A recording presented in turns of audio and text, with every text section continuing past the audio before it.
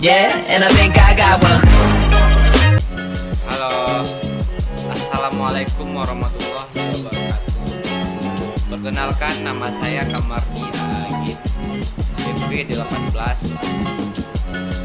Prodi Informasi Perpustakaan dan Kearsipan, jurusan Bahasa Indonesia dan Sastra Daerah, Universitas Negeri Padang.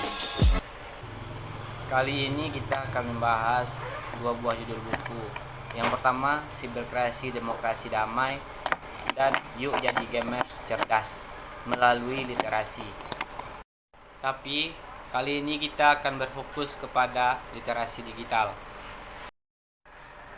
Awalnya saya akan menjelaskan tentang arti penting literasi digital. Pada saat sekarang ini, yang dimana era digital merupakan sebuah oksigen bagi demokrasi pada saat ini. Literasi digital menempati posisi paling penting bagi demokrasi ini juga. Literasi digital, seperti halnya literasi media, selalu berkaitan dengan tiga hal.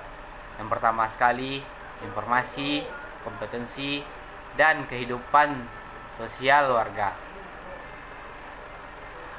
Ketika dimensi tersebut hadir dan saling melengkapi dalam praktek literasi digital sehari-hari masyarakat, maka literasi digital yang dikuasai dengan baik akan membantu masyarakat untuk mampu mencari, memilih, memilah, dan mendistribusikan informasi tersebut.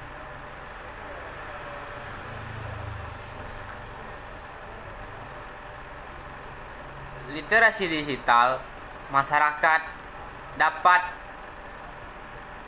digagas dan memahami, menganalisis, memverifikasi, dan mengevaluasi sampai mendistribusikan produk, dan dapat pula mereka berpartisipasi dan berkolaborasi dengan hal lainnya. Tahun politik saat sekarang ini, pasca kebenaran dan pemahaman penguasaan ke-10 kompetensi literasi digital sangatlah mendesak bagi warga, karena mereka menghadapi dua dunia, yaitu dunia sosial yang sesungguhnya dan dunia maya. Diskusi-diskusi politik yang mengasihkan terhadap di pos ronda, rumah ibadah, rapat-rapat rukun tetangga, dan di dunia nyata. Sementara di dunia maya, diskusi-diskusi politik terjadi di lini masa media sosial dan grup-grup aplikasi percakapan. Sekarang ini sulit bagi warga menghindari isu-isu politik. Karena itu, warga perlu dibekali dengan kompetensi literasi digital yang memadai. Di dunia sehari-hari saja, kompetensi mengolah informasi sangatlah penting, apalagi di dunia maya yang sepintas tidak terlihat, namun menjadi tempat warga hidup bersama. Melalui literasi digital yang terus dikembangkan, demokrasi yang lebih berkualitas juga akan tumbuh. Karena demokrasi adalah alat sekaligus tujuan kita bersama yang telah kita sepakati oleh sesama manusia, yang dapat terus berkembang dan terus diperbaiki. Sungguh sangat disayangkan bila demokrasi yang didapat dengan susah payah kemudian menurun kualitasnya karena tidak bersama merawatnya. Tanggung jawab memahami dan menguasai literasi digital yang baik, kita akan dapat pula literasi digital yang buat kita peka dengan hoaks, sehingga digital kita juga berinteraksi dengan warga lain secara baik melalui media sosial. Dapat kita lihat fenomena demokrasi digital. Seperti media digital, sedianya dimanfaatkan untuk menjaring dukungan politik yang lebih luas, menyebarkan program kerja secara transparan, mewadahi kritik dan saran dari masyarakat, serta mengolaborasi diri ke arah yang lebih baik. Seperti aturan kebebasan demokrasi digital pada saat sekarang ini.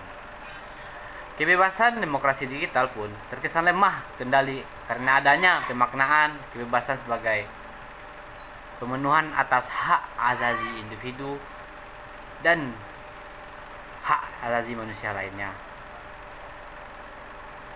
Hal ini barangkali disalahartikan sehingga tanpa ragu ada saja yang berujar fitnah dan kebencian yang mereka dapat dari berita-berita hoak atau berita tidak jelas asal usulnya.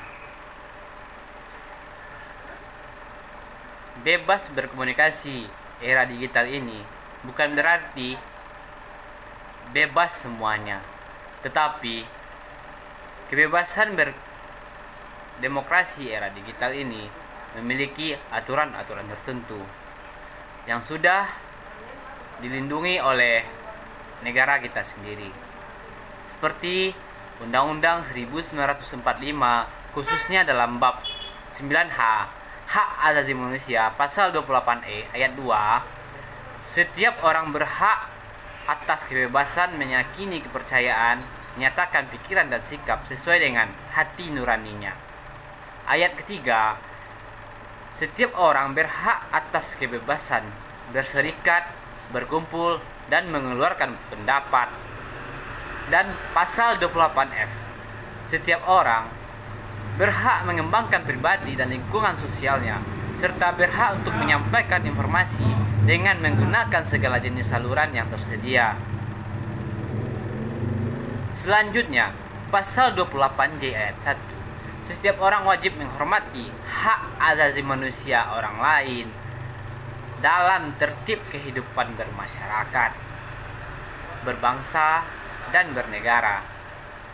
Dan ayat 2, dalam menjalankan hak dan kebebasannya, setiap orang wajib untuk tunduk kepada pembatasan yang ditetapkan dengan undang-undang dengan maksud semata-mata untuk menjamin pengakuan serta penghormatan atas hak dan kebebasan orang lain untuk memenuhi tuntutan yang adil sesuai dengan pertimbangan moral, nilai agama, keamanan, dan ketertiban umum dalam suatu masyarakat demokrasi.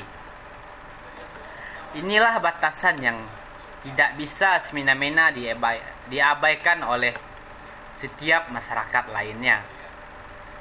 Selain itu, perlu diingat bahwa terdapat aturan lain yang juga mengatur kebebasan tersebut. Misalnya, penyebar berita hoak dapat dikenai sanksi pidana 2, 3, bahkan sampai 10 tahun dengan jenis pelanggaran dalam pasal 14 dan 15 Undang-Undang Nomor 1 Tahun 1946 tentang Peraturan Hukum Pidana. Berdasarkan data tahun 2017, penggunaan literasi digital melalui internet diperkirakan sekitar 50% dari 262 juta penduduk Indonesia atau sekitar 153 juta jiwa terdapat kenaikan, sehingga 20 juta jiwa dari tahun 2016 yang berjumlah sekitar 132 juta jiwa usia yang menggunakan internet di Indonesia, seperti usia 19 sampai 34 tahun sampai 49%, usia 13 sampai 18 tahun 16%, dan usia 35 sampai 54 tahun sekitar 29%. Dengan demikian, maka dapat kita simpulkan bahwa di Indonesia pada saat sekarang ini yang dapat dan yang meminati literasi digital hanyalah kaum muda atau kaum milenial pada saat sekarang ini. Sayangnya, setelah 2 dekade era demokrasi berjalan, literasi digital belum sepenuhnya berkembang di masyarakat. Kegiatan yang berkaitan dengan literasi digital di Indonesia masih lebih banyak berfokus di lembaga pendidikan, bukan di masyarakat secara langsung. Selain itu, kegiatan literasi digital masih berlangsung pada tahap pengenalan dengan metode penyuluhan pada target sasaran yang bersifat umum. Literasi digital belum berfokus pada lahirnya serangkaian kompetensi pada warga. Masih diperlukan banyak upaya agar literasi digital semakin menyebar dan dikuasai dengan baik oleh seluruh warga negara. Tetapi suatu upaya yang tentunya tidak ringan dan memerlukan kerjasama berbagai pihak, seperti pihak pemerintah, kampus, para penggiat, termasuk para pengembang aplikasi di negara kita ini. Literasi digital memiliki tahapan-tahapan. Yang lebih jelasnya, literasi digital ini memiliki 10 tahapan. Yang pertama sekali, mengakses. Yang kedua, menyeleksi. Dan yang ketiga, memahami, menganalisis, memverifikasi, mengevaluasi, mendistribusikan, memproduksi, berpartisipasi, dan yang ke-10, berkolaborasi. Itu dulu pembahasan kita pada saat sekarang ini. Semoga di lain waktu kita akan membahas tentang materi lainnya. Sekian, terima kasih. Kalau ada kata yang salah, mohon dimaafkan. Wassalamualaikum warahmatullahi wabarakatuh.